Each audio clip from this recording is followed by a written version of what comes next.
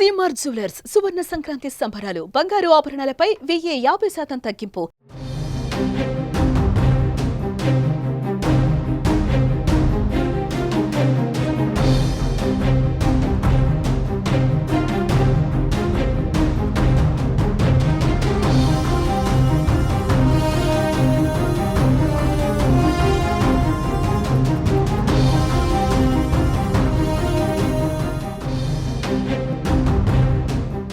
బాలీవుడ్ నటుడు సైఫ్ అలీ ఖాన్ పైన హత్యాయత్నం దాడి కేసులో ముంబై క్రైమ్ బ్రాంచ్ పోలీసులు రంగంలోకి దిగారు.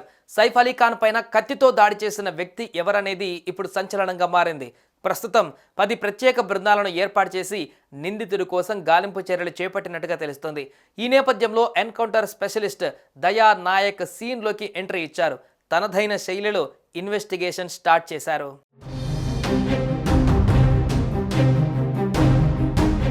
దాడిలో గాయపడిన సినీ నటుడు సైఫ్ అలీ ఖాన్ ప్రస్తుతం ఆసుపత్రిలో చికిత్స పొందుతున్నారు.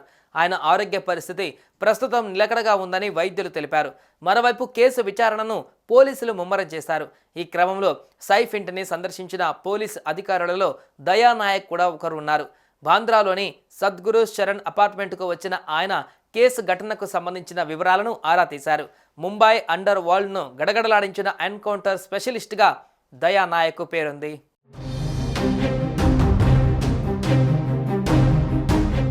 ముంబైని వణికించిన హై ప్రొఫైల్ అటాక్ కేసు కావడంతో ముంబై క్రైమ్ బ్రాంచ్ పోలీసులు ఈ కేసును సీరియస్గా తీసుకున్నారు. తమకు సవాలుగా నిలిచిన ఈ దాడి ఘటనపైన ఇప్పటికే పలు కోణాలలో విచారణ దర్యాప్తు చేపట్టారు. ఈ కేసును ప్రముఖ ఎన్కౌంటర్ స్పెషలిస్ట్ నేరస్తులకు సింహస్వప్నం దయా నాయక్ అప్పగించారు. దాంతో ఈ కేసు మరింత ఆసక్తికరంగా మారింది. దీంతో ఈ కేసు దర్యాప్తును ఎలా ముగిస్తాడో అనే విషయం క్రేజీగా మారింది. కర్ణాటకలోని ఉడిపిలో దయా నాయక్ జన్మించారు.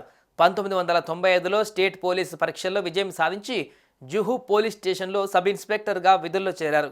దయా నాయక్ ఉద్యోగంలో చేరిన సమయానికి ముంబైలో అండర్ వరల్డ్ పేరుతో విపరీతంగా దందాలు, హత్యలు, డ్రగ్స్, హవాలా సహా ఎన్నో నేరాలు జరిగేవి. ఈ క్రమంలోనే 1996లో చోటా రాజన్ గ్యాంగ్లోని ఇద్దరిని కాల్చి చంపడంతో దయా నాయక్ పేరు ఒక్కసారిగా వెలుగులోకి వచ్చింది.